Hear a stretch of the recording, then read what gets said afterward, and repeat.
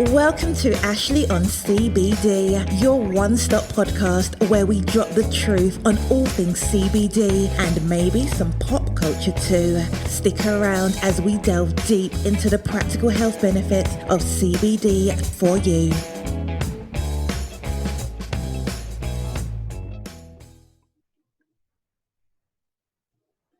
Welcome to the show. Thank you for listening. Today's episode, as always, is brought to you by Magic Immuna Tea, available at packedwithlife.com. What could be more important in today's world than having a strong immune system? Probably nothing. But how do you do that? Diet, exercise? Well, no kidding. But what I've recently started doing is drinking Magic Immuna Tea. Number one, it tastes great, and it's loaded with healthy nutrients called adaptogens, including 4 essential mushrooms, reishi, lion's mane, chaga, and cordyceps. No, not the magic kind, you guys. Come on. Reishi, lion's mane, chaga, and cordyceps are great for you. Highly nutritious and very adept at boosting your immune system. So give Magic Immuna Tea a try at packedwithlife.com. Hello, Dr. Kat. Hello, Ashley. Hi there. Welcome to the long Thanksgiving weekend. I hope everything's going great for you. Oh, it's wonderful. Thank you. And the same to you. Well, thanks for being on the show here with us. Your background is really interesting to me, and I look forward to talking to you today and focusing on cannabis and cannabinoids, CBD, and specifically your experience with cancer and also what you're doing with integrative medicines and everything that you're up to there. So why don't you start by just giving us a little bit of an introduction on yourself, and we can just kind of take the conversation from there if that works. Oh, thank you. As you know, you're calling me Dr. Kat. My name is Dr. Katerina Rozakis, and Dr. Kat is what I go by because of the decision that people make to call me. So anyway, I'm here because I love the natural health realm. I studied in natural health over 20 years ago, and I ended up working as a natural health integrative medicine doctor and an integrative psychotherapist. I'm the owner of Insight Wellness Center, and I am a psycho-oncologist, along other many things. That's great. So tell us, I think, to start with, and I hope we're not jumping into it too soon, but I would love to talk about your story, your personal story with cancer. As I understand it, you're a survivor, and obviously cancer is something that's top of mind to a lot of us who've been touched by that one way or another with our families or ourselves. And my father actually recently passed away from cancer, so it's really a sensitive topic for me. So I'd just love to hear what you're willing to share with us about your journey through that and how cannabis came into play and or CBD. Cannabis is CBD. I like to say that a lot on this podcast. I want people to understand that what it really is. It's just a non-psychoactive version of the cannabis plant. But anyway, why don't you, if you could, take it away and tell us a little bit about your journey. Yeah, so I'm sorry to hear about your father's passing. Oh, thank you. There isn't anybody on the planet who has not been affected by cancer, either a friend or a family member. And I myself, I spent so many years in the natural health realm. My brother was a bodybuilder. My mother, only cooked healthy Greek foods, the Mediterranean diet and longevity and health. And my father's a Spartan. And so he used to make us wake up every day and exercise. He used to make us get in the snow in our pajamas to build our immune system. And so it was no surprise that I was interested in being in the natural health realm. No one expected that I would be diagnosed with cancer. And when I got diagnosed with a cancer, people would call me and they say, "Why you?" Because my job was to help people to prevent illness. And cancer, as we know, does not have an age. It doesn't have a sex. It affects anybody. And there's so much that we need to learn about cancer because we look at genetics, we look at lifestyle and what to eat. And, I didn't have it in my family. There were no genetics. I did genetic testing because I was quite surprised. My father's one of 12, my mother's one of 7. So it's a pretty large family. And then again, teaching people, about methylation and so forth. So obviously, when I got diagnosed 7 years ago, I was a deer in headlights. I I was shocked. Everybody's shocked, and they go through the phases of grief. For me, having 3 children, and like most moms, there was no way that I was going to let this thing get me down. However, being a deer in headlights, I lost all of the education I had in my head. It was as if I was following this white light right into conventional medicine. Right. I'm in complementary, integrative. It means using the best of the East and the West. And yet I was just going straight for what the doctors were telling me. And, one day after, the shock started to wear off, I started to say, I need to do more. And because you can't really heal yourself or your family, there's so much subjective things going on. I hired 2 people, one naturopath and one functional medicine doctor. And having studied in natural health over 21 years ago, the first class that we take is about cancer, the history of cancer, how cancer was treated conventionally. And so the people that I worked with immediately wanted me to start being on cannabis. I didn't use it recreationally. I didn't feel I needed to, and I didn't use it for my health. Now I know better. Preventatively, I think everybody should be taking a little bit CBD, and we'll talk about that daily. Mm-hmm. But I felt like this was something that I was going to consider. But my natural health doctors were insisting. Not only that, every day, I would say for a couple of weeks, it was very bizarre. I'd open the door of my house and it'd be a little brown bag.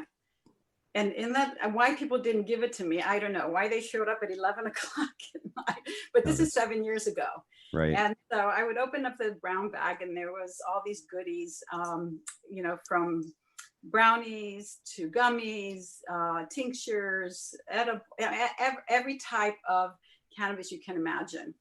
I felt like I was progressing okay because I was using complementary medicines with my chemo, but it caught up with me. I had metastatic cancer. I had it in my chest, my lymph nodes, in both my breasts. And so the chemo was very hard. I had to go in for a radical mastectomy, and then bouts of chemo for a very long time, and then 13 weeks of daily radiation in 6 areas. So while I was going through the chemotherapy, a lot of the medications caused you discomfort and pain. And it was a Friday night and I had so much pain. Nothing I was doing was helping me. And so I reached for the bag, and what did I pull out? What do you think I pulled out? The brownie. Everybody says the brownie. I'm glad I didn't pull out the brownie because I would have been more trouble. The cookie. The cookie, okay. Second choice. It was this big. And I remember sitting on my blue couch. I remember the color so clearly, and these beautiful, lavender lampshades with little crystals hanging down, which I, every day, busy working, didn't even pay any attention to it. Was sitting down, I took a little bite, and I hadn't eaten. As we know, with cancer, we don't have an appetite, and we'll talk about CBD with that as well. Right. And so the edible started working pretty quickly on me. And it was the most amazing thing. It wasn't that my pain went away. It was that I was getting distant from my pain. And I started noticing things around me. I started noticing that lampshade and the soft velour of the couch. And I wasn't focusing in on me. And I thought to myself, I'm going to go take a bath. If this feels good, the water is going to feel good. It was something I hadn't done, with operations, you avoid water. Right. But before I went into the bath, I got frightened. And I thought to myself, what if this wears off and the pain comes back? That's how bad the pain was. I got terrified. And so I ate the whole cookie. And as we know, this had THC in it. Unfortunately for me, and not for everybody, I had a reaction to the THC. where I started feeling very anxious and did start having some pain back, but it was more of the anxiety. What I know now, because I continued my studies while I was going through treatments and finished a certification in psycho-oncology and through future studies, is that CBD, hemp cannabinoid, is an antidote to THC. And so if I knew then what I know now, would have taken a little bit more of the CBD. However, I knew it helped me. And I knew that I had made a mistake out of desperation to have too much. And hopefully we'll talk about dosing as well, because we don't need a lot, right? Right. Little can be more. So I went looking for, and 7 years ago, it's not like today where you could easily find CBD without THC. So I found something that had very little THC in it and CBD, and then used it routinely since then. Up until now, I'm still going through surgery. I had a major surgery in December and having another one in a month because of the scarring and the multiple surgeries. I'm using the topical CBD. And with what we're going to talk about today, it doesn't leave my bedside. Right. Wow. Well, thank you. There's so much more, I guess, to unpack on this, but thank you for sharing so far. And it's, fortunately, my experience, I guess, fortunately or unfortunately, it's always, either yourself or someone you love. Right. And in my case, my experience is someone I love, and, watching him go through the pain of chemo and how real everything gets in that time, and the fact that you're able to benefit from that. I'm glad that you're sharing that, because I think, in my father's case, he probably would have benefited from a lot more stories about what you're saying, because I don't think he really had the confidence to, even though I've been in the business for 5 years myself, right? It's still, like you said, the path to traditional medicine is so intense.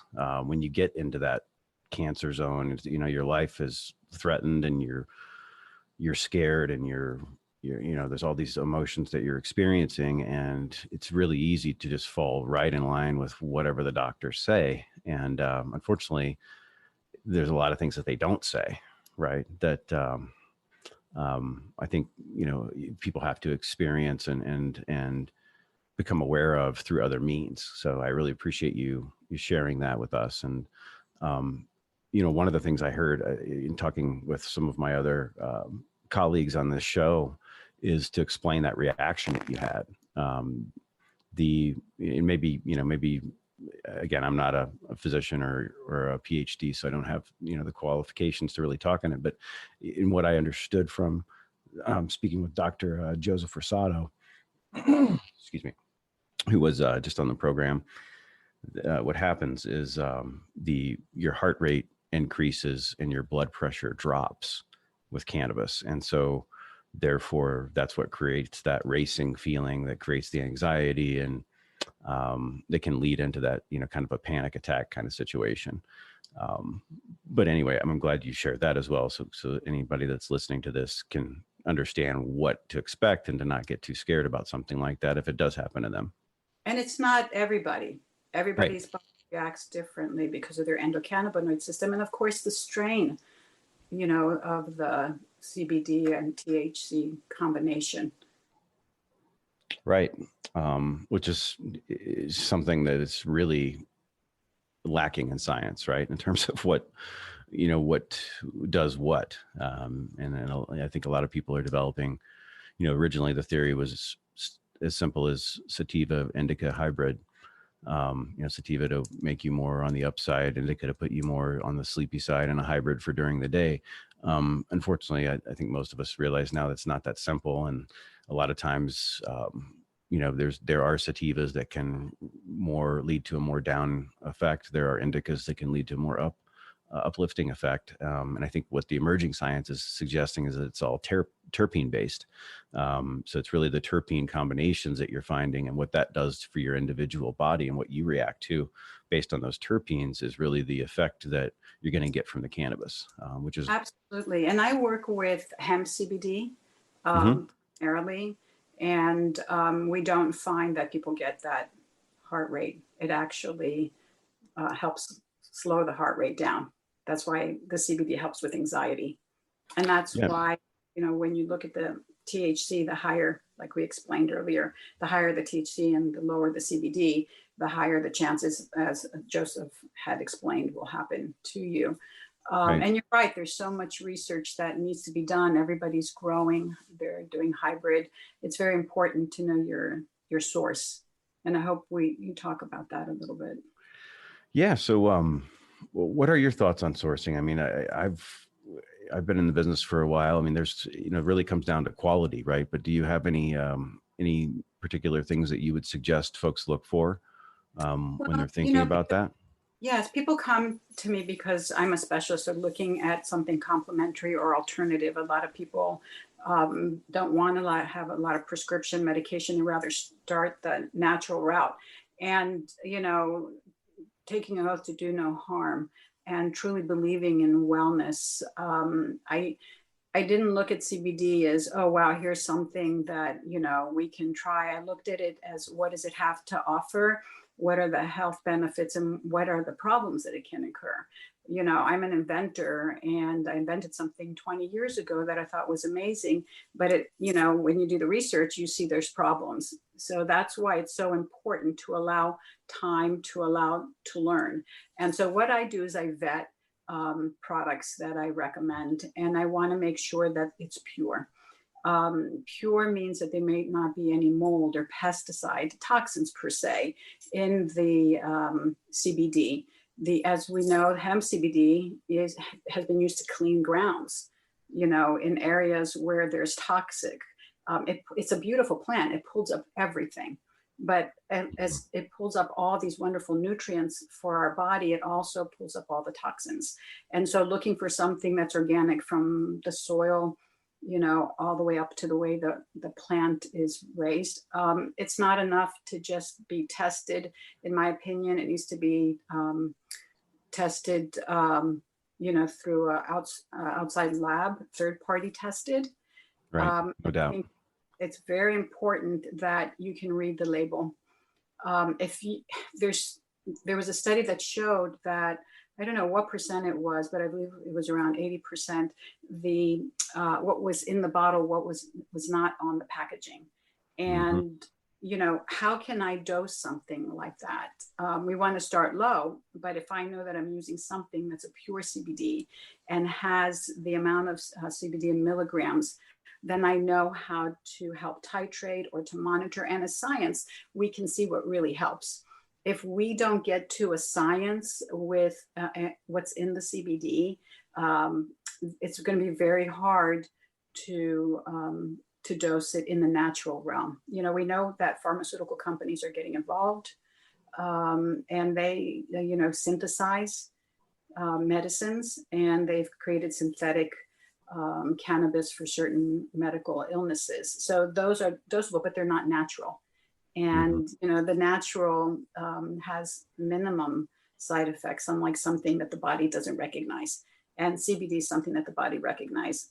So I do look also for full spectrum meaning that the whole plant is in there. I believe in whole milk. And that's important because there's a synergistic and entourage effect that happens when you have the whole. Now with CBD, there's 0.0% THC or 0.03, which is non-psychoactive and considered over the counter, right? So there's some people I have people who are in the law enforcement. I work with many nurses and they have to get tested. And in some places, there's zero tolerance for even a legal amount of THC. And so that's where I would recommend a broad spectrum, which is the full plant without the THC. Right. Okay. Well, thank you for clarifying that. I know that's a point of confusion for a lot of people, and it changes a lot in the marketplace. There's some manufacturers that are, being very liberal with how they're using those terminologies. So thank you for kind of laying out what to really look for there and the questions to ask. One of the things on this whole topic is one of the things we want to do here on the show is to it's all about education and awareness and helpfulness, for people to get the right information that are looking for it. And so with that, I've thought about, actually, we just started, I haven't rolled it out yet, but we're going to be having a CBD products rating and reviews here, so that we can, since we're not operating to sell any products necessarily, we're going to provide some ratings on all the popular brands and ask anybody that wants to have their product rated to send it to us, and we'll get it up and review the product for them. That's a very good idea, because we need reference points. We Right. need, there's so many websites out there, and people are tooting their own horn because they want to make money, and that's not a bad thing. But you don't know, how to decipher who's who. So I'm very happy to hear that. It's very exciting. Well, thank you. Yeah, I'm glad to hear that you think it's a good idea, because you never know, right? It's what are the right things that we need to do to really help break through and help people understand what this is and what it isn't. So we need to talk. Yeah, exactly. So switching gears a little bit, talk about, you mentioned earlier, alluded to CBD as part of a daily routine. Talk to us about that. Why you recommend that, and what kind of daily dosing you typically are looking for there. Okay, so you're asking about me, and I think you're asking about general. Is that correct? Yeah, in general, like what you would recommend to the people that are that you're working with. Well, with CBD, always start slow and titrate up or down as needed. Again, everybody's cannabinoid system is different. When we're talking about cancer, there's research that is very promising around the area of cancer. In 2013, there was evidence showing that cannabinoids work to reduce tumor size, and they interfere with cancer cell migration, adhesion, invasions, metastasis, and so forth. It has shown to stop proliferation in new cancer cells. So I feel that not only just with cancer, we know about inflammation and pain, and inflammation being a culprit to most illnesses. And so if you're taking a little bit of CBD, like you would a vitamin D3, but with vitamin D3, not everybody may need it. We can get our blood work. We can't get our blood work done and see how much our cannabinoids are yet, and how much each person will need. And so I always recommend a little bit, see how you feel. Possibly because there could be a side effect, even though it's not psychoactive, you may feel a little sleepy during the day, and what terpene it's mixed with, you may have more focus. But at night, because it calms down the heart, you may have lots of thoughts about work, or something that's bothering you, but the cortisol or the adrenaline's not rushing, so you can still have your thoughts and sleep.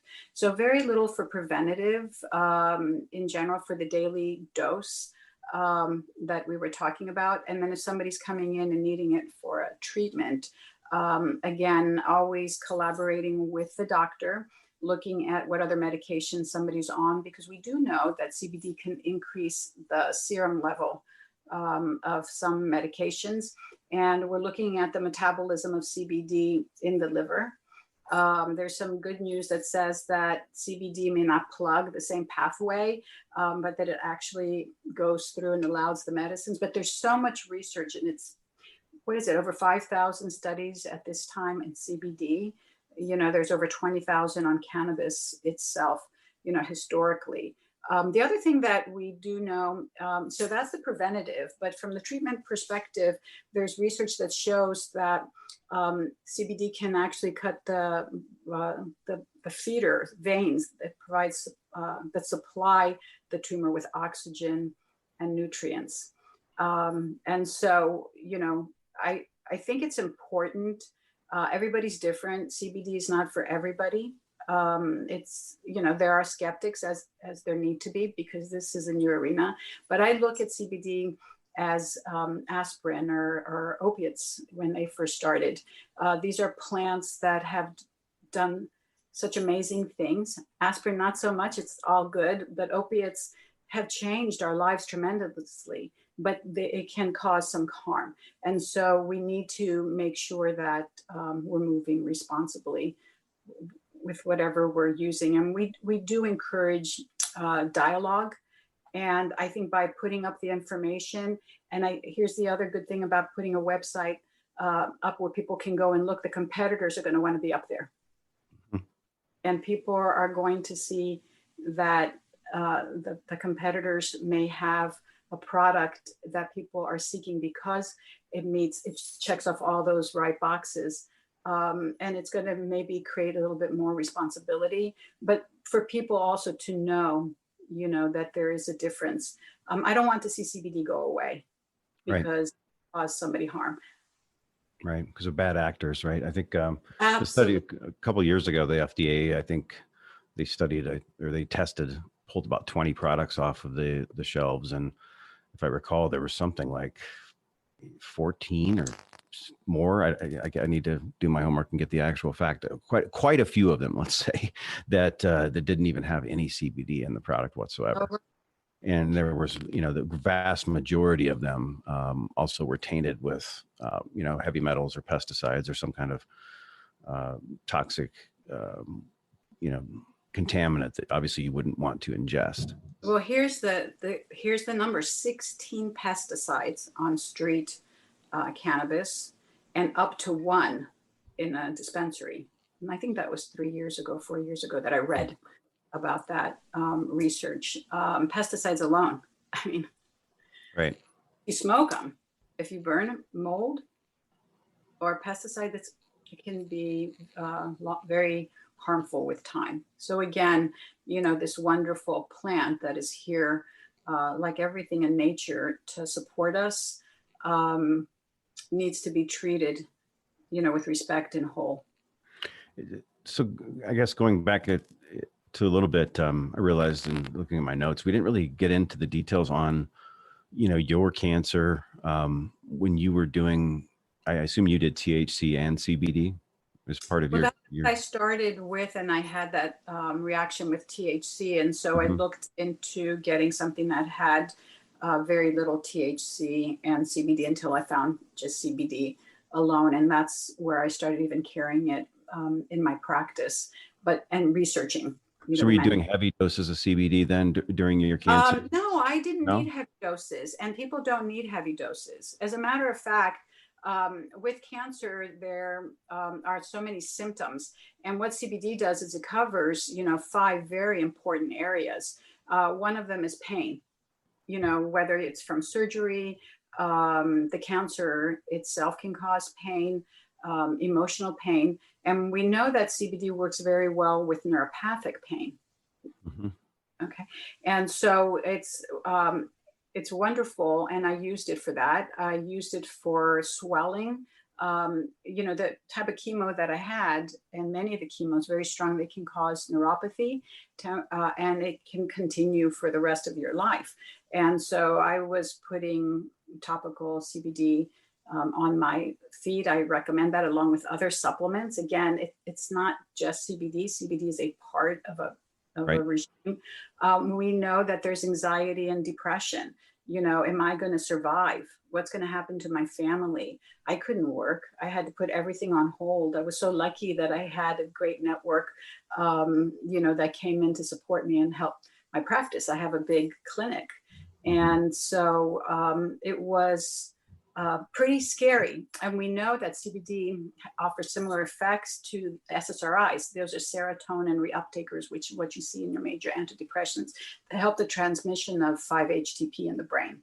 So the research suggests that it helps affect your serotonin receptors faster and have fewer negative effects than some medications. But then again, we need more research, but we know how it works with anxiety. So that was something that I used it for. And I had your typical nausea.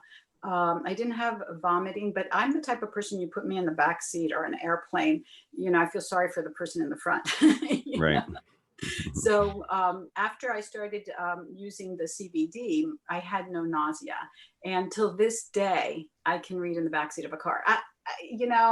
These are not some things that I haven't been experiencing for a month. I mean, we're talking about 7 years now.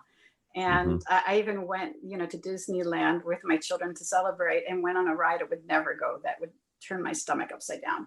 it caused calm. And we know that with, fear can trigger nausea. The other thing that happened is, I immediately lost 40 pounds. I look like a little skeleton. And so we know that CBD can stimulate the appetite.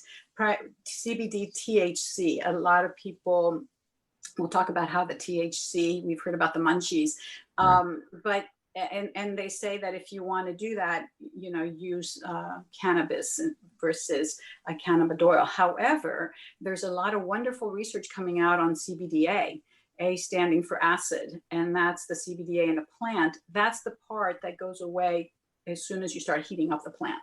So, it's using the highest level of processing or not processing, to get a good grade of CBD. And they found that the CBDA actually helps with nausea and to stimulate the appetite. So those are all things that I used. And inflammation, pain in my joints. I was on a medication after my fourth treatment was a pill. And that caused my body to have severe joint pain and led to osteoporosis. So what happened was if I wanted to get out of bed, I couldn't walk, I couldn't move my feet. By the time I would go to the bathroom, I could start walking again. So literally walking across the room was really hard. It was like, all I can explain it is as a stiffness, and it hurts. So, you can't walk. And when I started using more CBD, putting it on my feet, it actually removed the stiffness.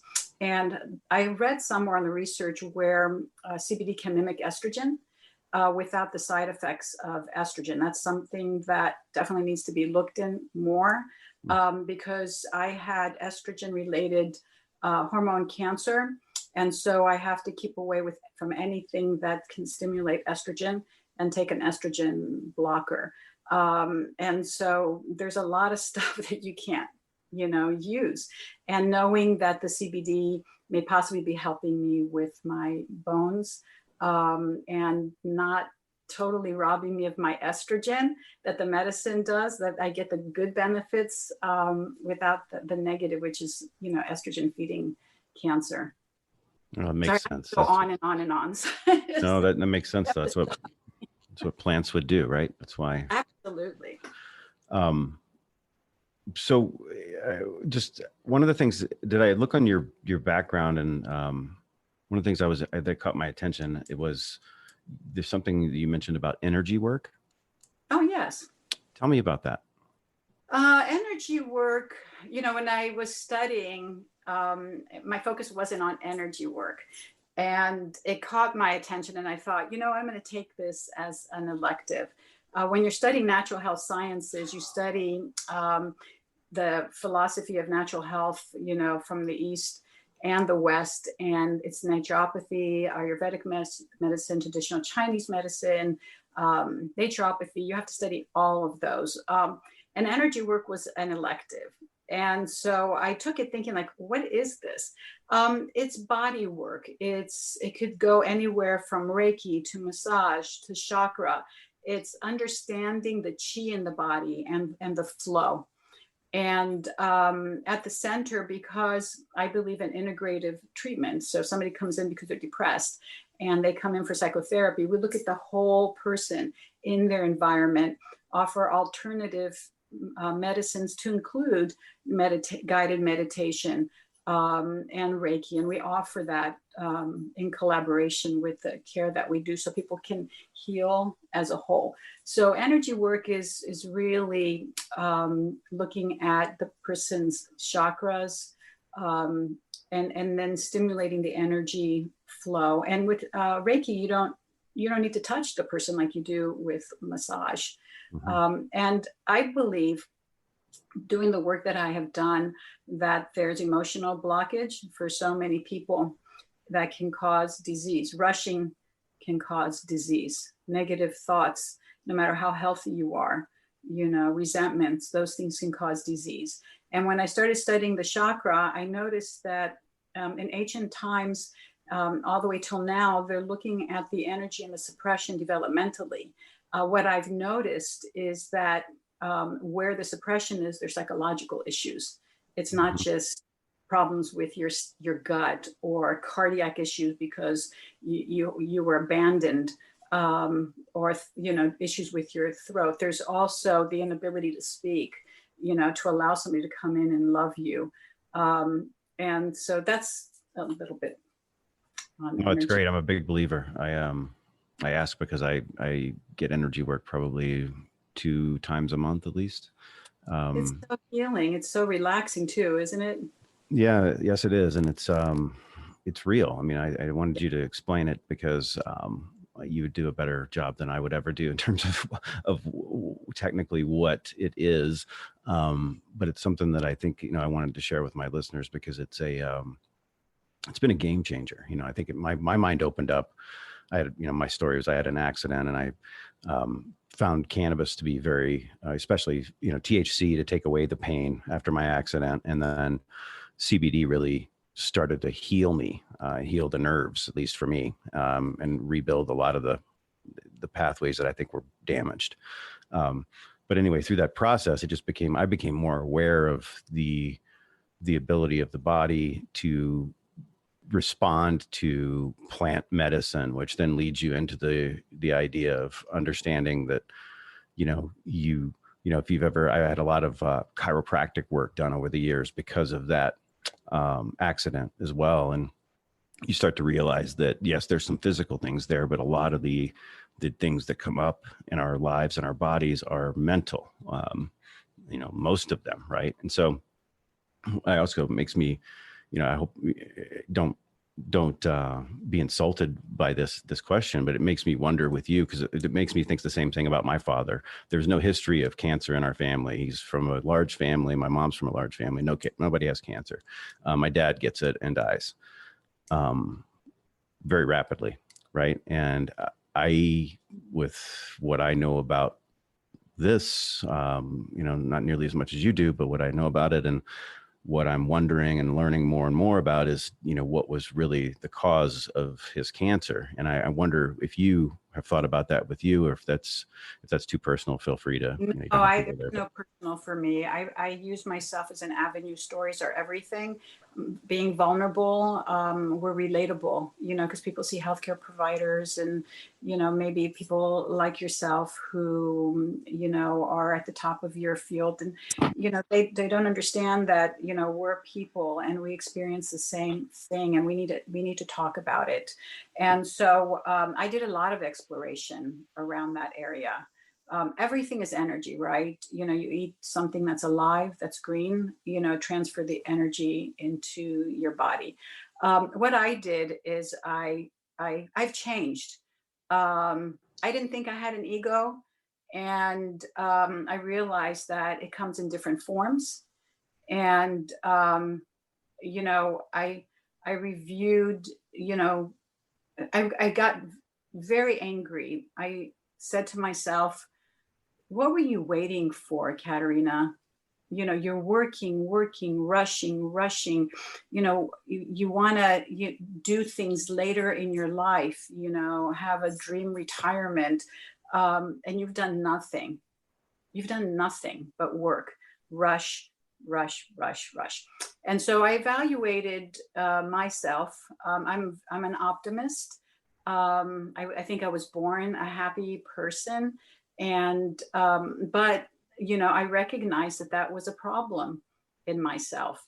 And we know, as I mentioned earlier, rushing is a disease. The mind can affect our body. It can change our cells. That's why energy work, is real. And it's not, we can see it right now. There are ways to measure the energy and the heat in the body. And if you're suppressing something, if you're a high achiever, that's not always the best thing. And we know that high achievers, people who go, and do a lot, and I've done a lot. We haven't even touched the surface. And I used to be proud of it, of what I did and how much I did. But now it's all about slowing down, relaxing, recognizing that I can get things done faster when I go slower. It's cancer and many diseases from an energy perspective are affected by our environment, meaning the people that we surround and our inner dialogues. And it's so important to learn to recognize those and to change them, because it's not just CBD, it's not just medicine. It's not just learning skills or restructuring. It's learning what's inside you, deeply inside you, and doing the work. Right. And it's a stressful world we live in, and we all have different genetics and different environments, and all those things play out very differently. But I think the one thing that is constant is,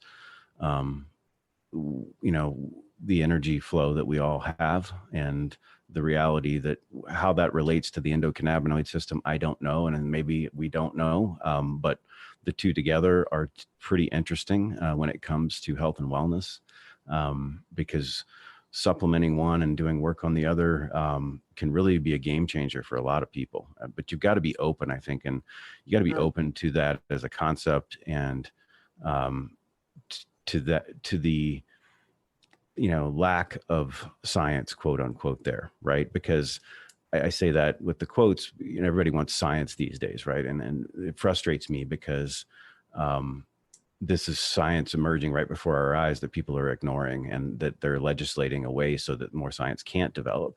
Right. Well, we didn't have thousands of years, Ashley. I mean, people were observing, things, and they could see things that we can't see now. Now we close our eyes, we take a pill, we don't question why we have a headache.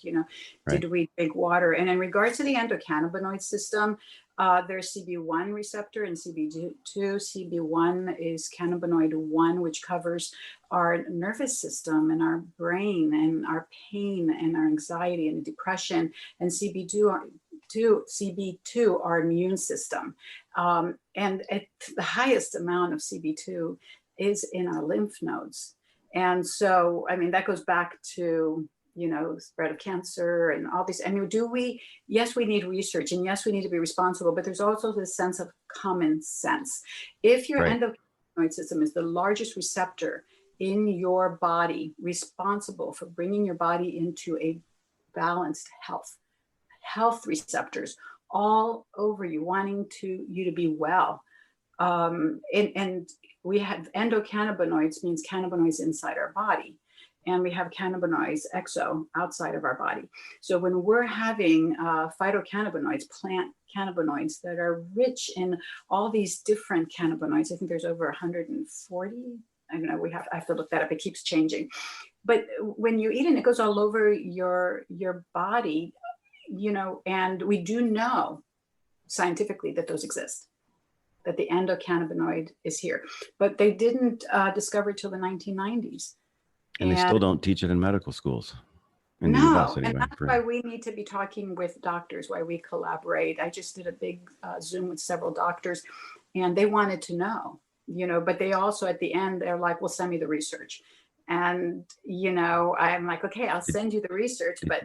Did you tell them to call the US Department of Health and see if they wanted to look at the patent on antioxidants and neuroprotectants for Alzheimer's and stroke and epilepsy and Parkinson's? And I'm a geriatric therapist also. I specialize in geriatrics, adults and geriatrics, but I have a huge 80% of my geriatric population. They all use CBD. They're the highest level.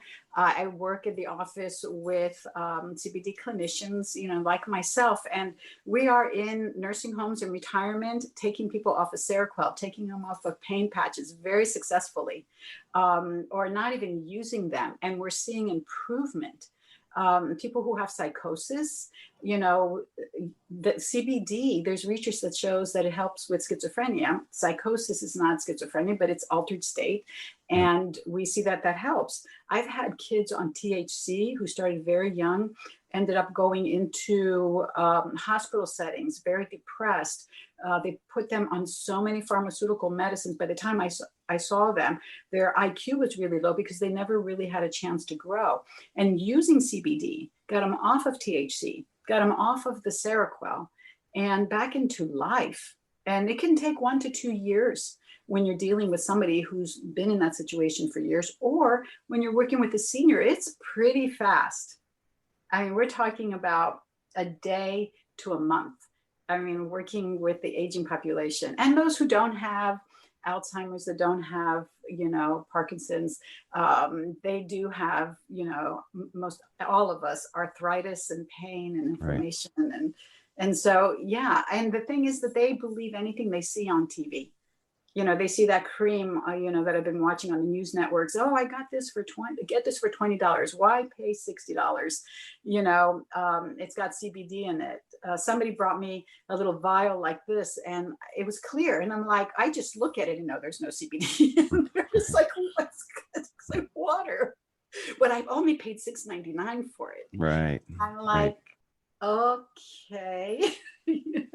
Well, we got a long way to go to increase the education on that, but I think that's a great. The seniors are the vulnerable ones in that area because they want it, and they're the ones in the 1960s that used to smoke and get high. So for them, it's like revisiting. I got a phone call from a county here, and they knew I worked in geriatrics. They knew I worked in CBD, and they said, "We need you to do a presentation." I mean, the room was packed with seniors, and they said, we're having a problem. We're having a problem with the seniors. And what is it? And they said they're self-medicating. And I'm like, that's been happening for years. We do that all the time. They'll go home and they're anxious and they'll start drinking alcohol, and they use it to self-medicate. And they're like, no, they are smoking weed and they are high and they're mixing it with their medicines and they have falls and we have to send our volunteers. Can you please come and tell them that there's also CBD? And so I go and I do a presentation on what's the difference between CBD, THC, and what to look for in seniors. And the stories that come out, the people that come and visit, it changes their lives. It's wonderful. Well, that's great. I really thank you for your time, and it's been great meeting you. And thank you for all the work that you're doing, and it's wonderful. I can't wait to get to know you more. I'm sure our paths will cross in the industry, and let's definitely stay in touch. But thank you so much for taking time for us this weekend. Thank you, Ashley. Same here. Have a nice afternoon. Thank you. You too. Bye-bye. Bye. Thank you for listening to today's show. Always brought to you by Magic Immuna Tea, available at packedwithlife.com. A mushroom tea that tastes great. Try it. Magic Immuna Tea, packedwithlife.com.